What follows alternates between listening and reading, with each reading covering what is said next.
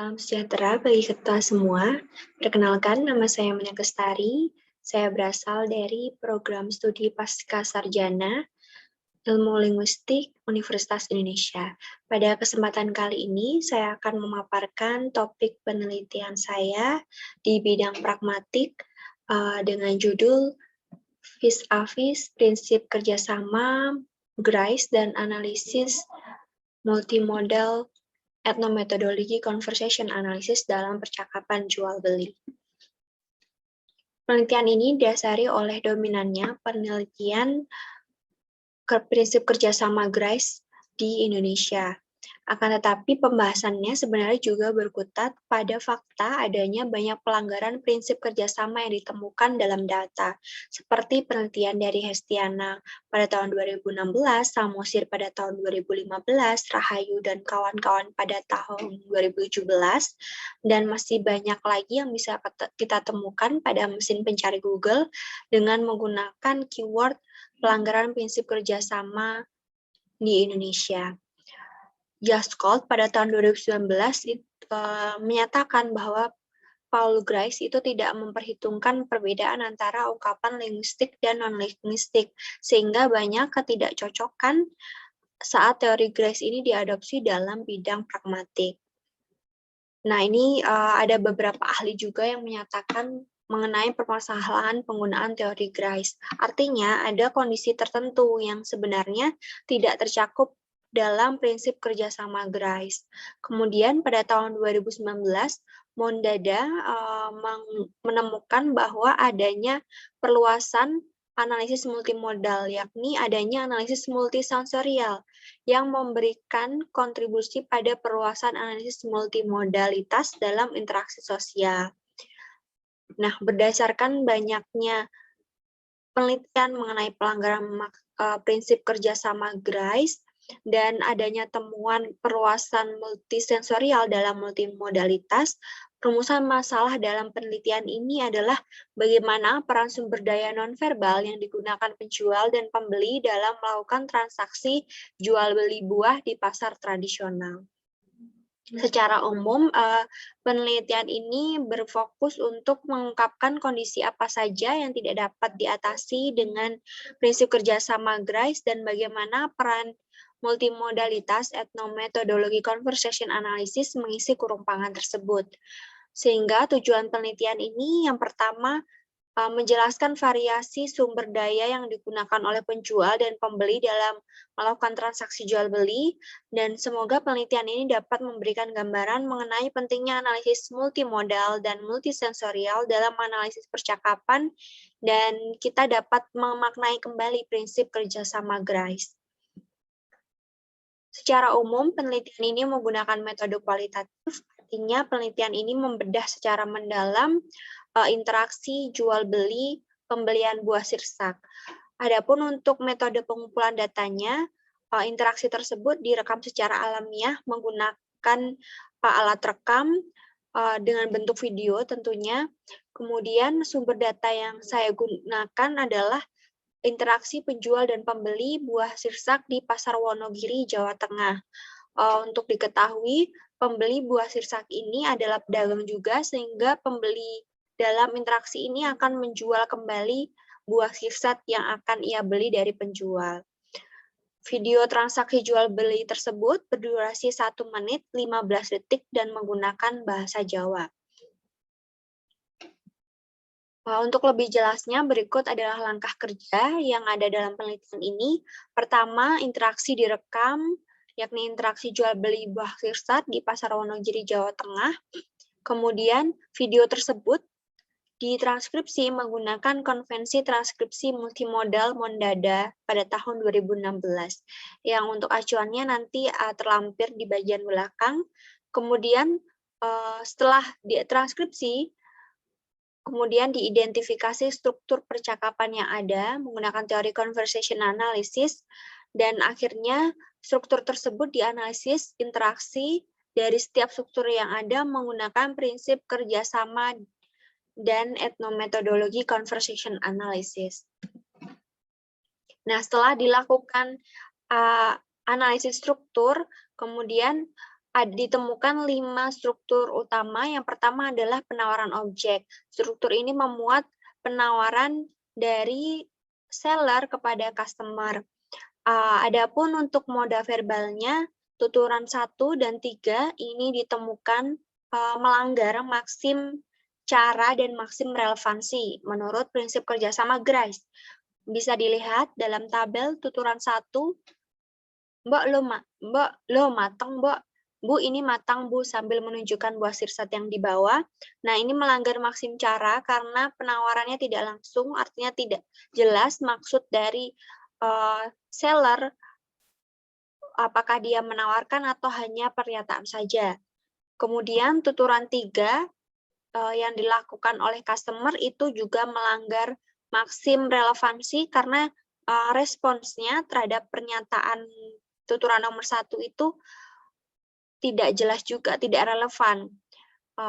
Tuturan 1 melakukan penawaran secara tidak langsung, akan tetapi tuturan 3 customer menjawabnya dengan bertanya kembali, emang ada sirsak lagi, Mbak? Apa enek sirsat neh yu? Nah, sambil melihat kepada seller, padahal sudah dengan jelas seller itu membawa buah sirsat. Nah, tuturan 3 ini sangat menarik ya. Kemudian moda nonverbalnya, gambar 1 bisa dilihat di sini.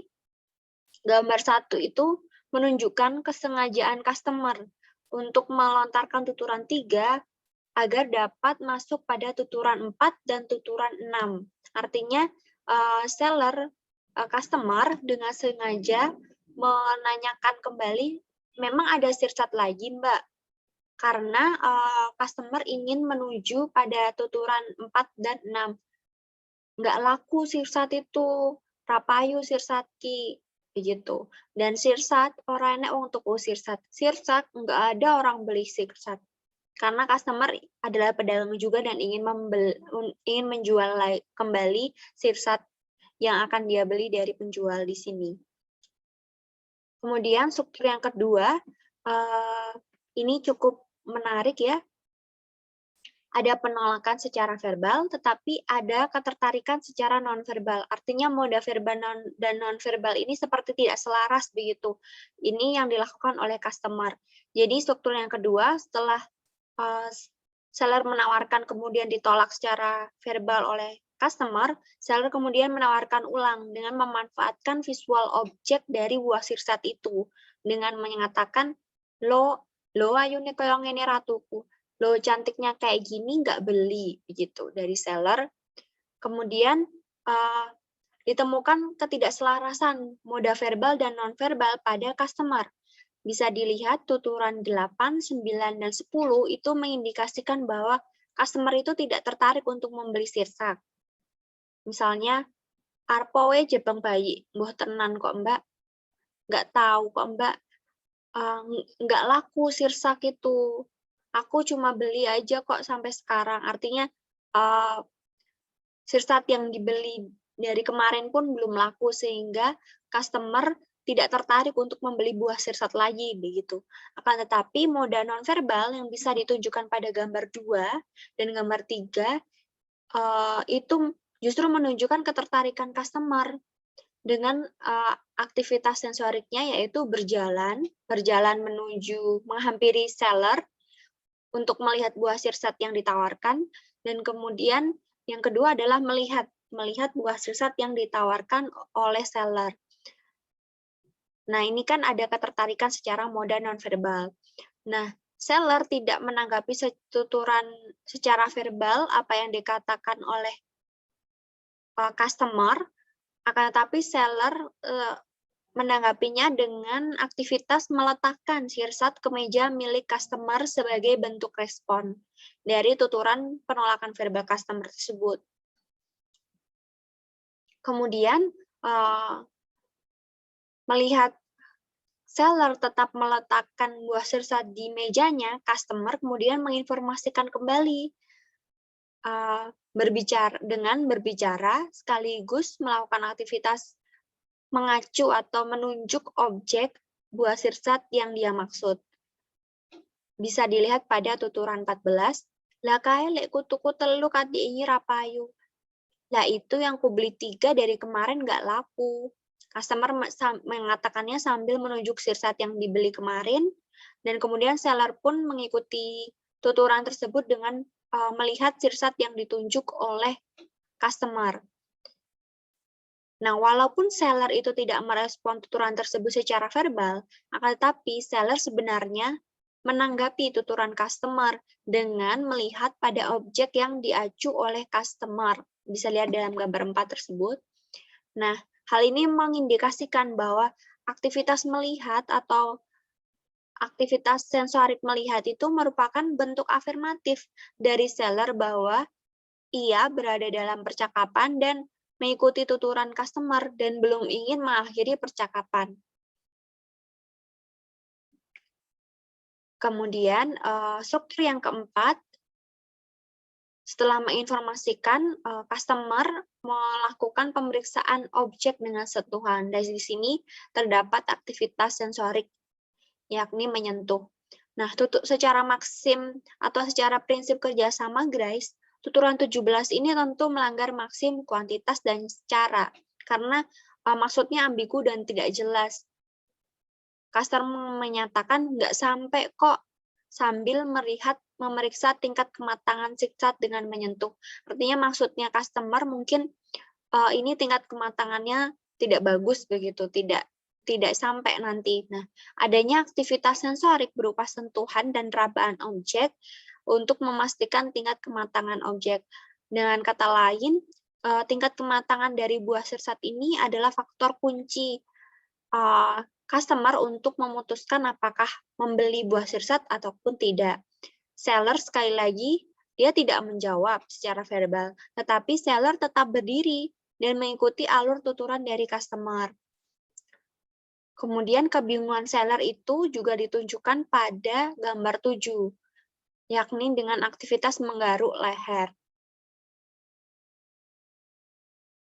Kemudian aktivitas terakhir adalah melihat seller tidak menanggapi secara verbal, customer tetap mendominasi tuturan verbal, kemudian customer mengambil keputusan untuk membeli buah sirsat dengan harga 10.000.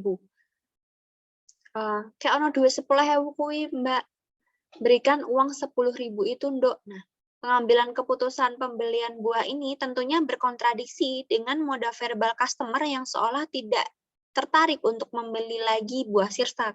Akan tetapi selaras dengan moda nonverbal yang dilakukan oleh customer, yakni menyentuh, menghampiri, melihat, dan berjalan. Nah, tuturan 19, yakni, aduh, nah, mendengar buah sirsatnya hanya dihargai 10.000, seller kemudian menggunakan ungkapan fatis aduh untuk menyatakan keberatannya. Nah, tapi ini kan tidak jelas maksudnya, sehingga secara prinsip kerjasama itu melanggar maksim cara, kuantitas, dan juga kualitas. Kemudian tuturan 20 adalah tuturan dari customer. Customer mendengar ungkapan fatis seller, yakni aduh, itu kemudian customer memanfaatkan aktivitas multisensorial, yakni melihat, menepuk, dan mengacu objek yang dimaksud, dengan mengungkapkan bahwa dengan ungkapan verbal tentunya nggak sampai ini maksudnya tingkat kematangannya ya. Kayak gini nanti nggak bisa matang kok. Dan kemudian seller pun mengikuti tuturan tersebut dengan ikut melihat objek yang diacu oleh customer. Hal ini membuktikan pentingnya aktivitas multisensorial yang dilakukan oleh customer untuk memutuskan tindakan yang ia lakukan selanjutnya. Dengan demikian, penelitian ini secara umum memperlihatkan atau menunjukkan pentingnya analisis multimodal dalam percakapan. Aktivitas seperti berjalan, berbicara, melihat, menyentuh, menggaruk itu memberikan pemaknaan yang mendalam mengapa ada pelanggaran maksim kerjasama, dan juga memperlihatkan ada kondisi-kondisi yang memang tidak dapat tercakup dengan analisis prinsip kerjasama GRICE. Selain itu, pelanggaran prinsip kerjasama yang dilakukan oleh customer itu memang diatur secara sistematis oleh customer untuk memenangkan sebuah interaksi jual-beli agar customer mendapatkan harga yang rendah karena customer ingin menjual kembali buah sirsak-nya. Kemudian strategi customer tersebut dalam mendominasi interaksi justru dilakukan dengan moda nonverbal, seperti melakukan pengacuan, menunjuk, misalnya melihat dan memeriksa objek melalui sentuhan, yang akhirnya pun keputusan untuk pembelian objek itu didasari oleh moda nonverbal. Dan penelitian ini juga memperlihatkan bahwa tidak semua percakapan itu ditujukan sebagai upaya kerjasama di antara partisipan. Justru dalam percakapan jual beli ini seperti pertandingan antara dua partisipan. Demikian presentasi yang dapat saya sampaikan. Berikut adalah daftar acuan yang saya gunakan. Terima kasih.